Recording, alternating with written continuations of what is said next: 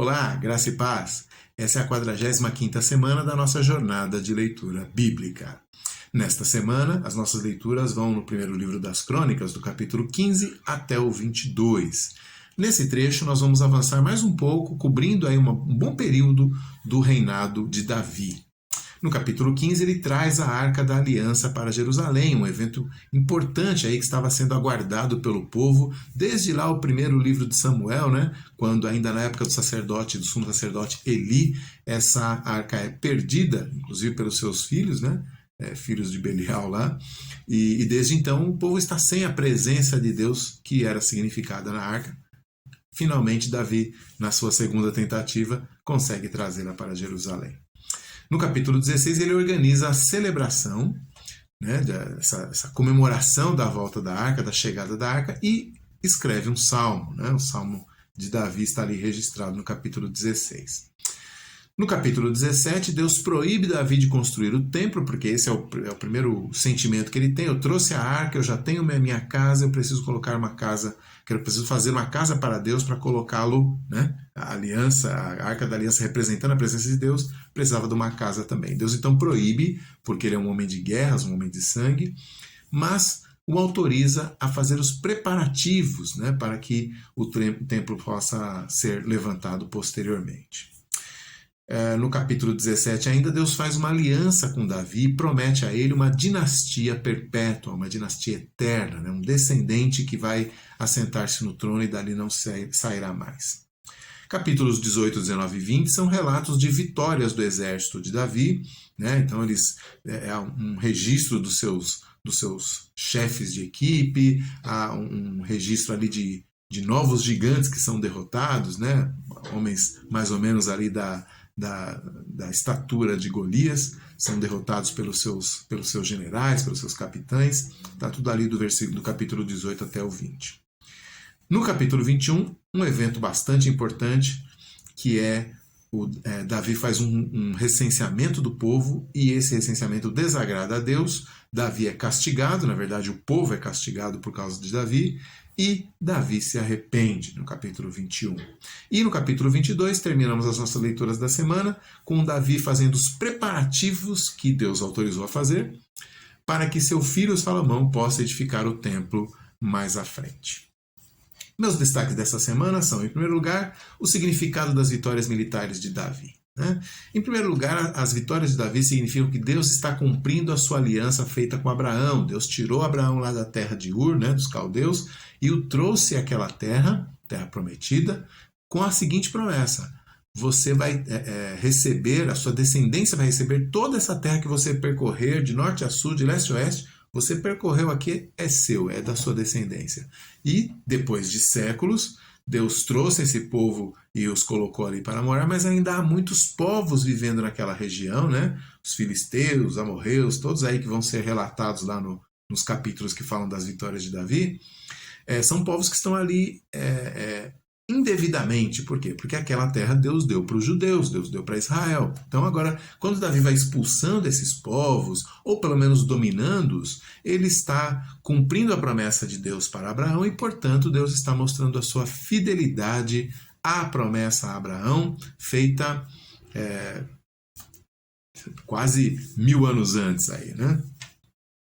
Um outro significado também dessas vitórias militares, um pouco mais recente, né, são as promessas de Deus a Moisés. A aliança que Deus fez no Sinai dizia que enquanto o povo fosse fiel, eles iam ser vitoriosos, eles iam vencer seus inimigos, iam derrotar todos. E se eles fossem desobedientes, infiéis, se eles acatassem a idolatria que estava ao redor deles, eles perderiam todas as guerras, seriam derrotados e finalmente seriam expulsos. Né? Então, nesse momento, Deus está vendo a fidelidade do seu povo por meio de Davi e eles, então, vencem todas as guerras.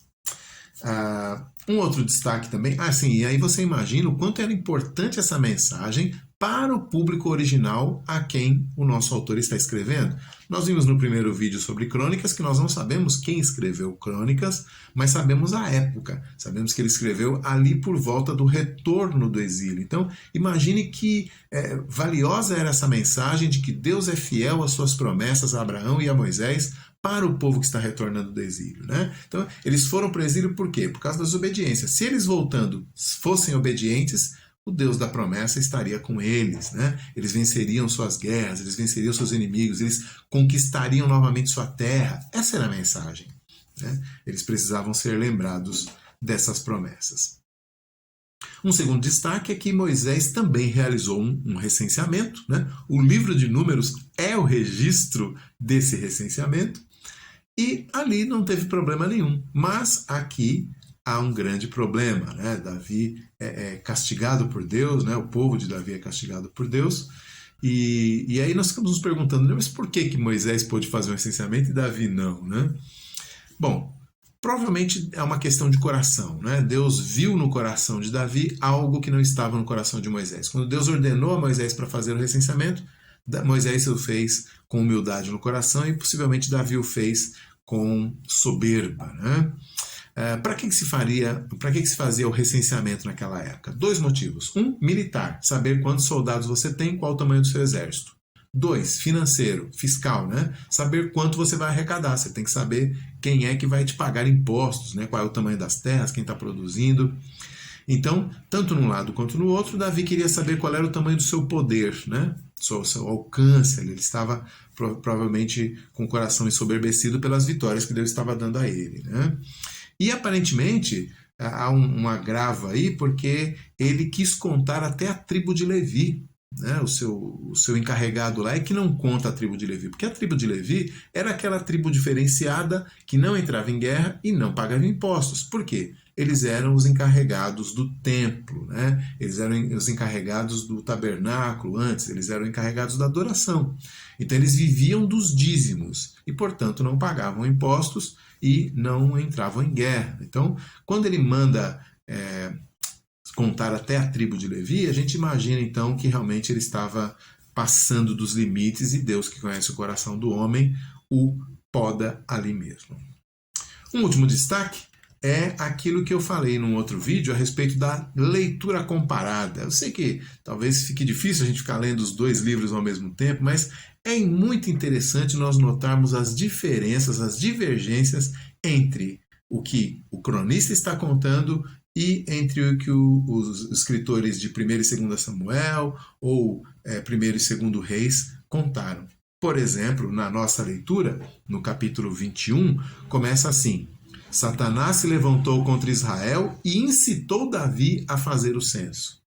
Lá no 2º livro de Samuel, capítulo 24, começa assim: a ira do Senhor se acendeu contra os israelitas e o Senhor incitou Davi contra eles, dizendo: vai e faz o censo. E a gente fica, mas e aí? Foi o Senhor ou foi Satanás que incitou Davi a fazer o censo? Deus age por meio de agentes, Deus age por meio de meios, né? Ele escolhe meios, ferramentas, instrumentos para fazer a sua vontade. E quando ele faz isso através de agentes livres, como os seres humanos e os anjos, ele inclusive usa agentes malignos sem que ele mesmo precise fazer o mal. A gente não tem vários exemplos disso, né? Então, por exemplo, o faraó, lá em Êxodo, na sua maldade, ele não quis ceder, ele não quis deixar que o povo fosse adorar a Deus, e na sua maldade ele serviu ao propósito de Deus de mostrar o seu poder para os egípcios, por um lado, mas especialmente para os israelitas, por outro, né? Nós temos também Jó, né? Já lemos Jó, e a gente se lembra que o próprio Satanás é usado por Deus para provar Jó e torná-lo mais crente ainda, né? Babilônia, né? Acabei de mencionar Babilônia aqui, que vai invadir o Reino do Sul mais à frente na nossa leitura, né? Babilônia foi um instrumento de Deus, né? Deus usa o exército terrível e cruel da Babilônia para castigar Judá, que estava se afastando dos caminhos do Senhor. Então Deus está usando a maldade da Babilônia para fazer um bem, né? Se não precisaríamos de melhor exemplo do que Judas, né? Deus usa a ganância de Judas, Deus usa a incredulidade de Judas para levar seu filho à cruz. Ou, lá em 2 Coríntios capítulo 12, Paulo diz que ele tinha um espinho na carne, mensageiro de Satanás, mas que estava ali e ia continuar ali porque Deus estava usando aquele espinho na carne, aquele mensageiro de Satanás que esbofeteava Paulo, ou seja, humilhava de alguma maneira, estava usando aquilo para que ele não se ensoberbecesse. Então, o Deus da Bíblia é tão soberano que até mesmo ele usa agentes malignos para produzir os seus propósitos, né? Sendo que, na sua sabedoria e na sua graça, os seus propósitos para o seu povo são sempre bons, mesmo quando ele usa esses agentes malignos, que foi o caso aqui, né? Satanás foi usado por Deus na sua ira para castigar Davi e seu povo, mas por outro lado também para trazê-los de volta, né? Corrigi-los e trazê-los de volta. Esse é o nosso Deus soberano, até mesmo sobre Satanás. Boa leitura e até a semana.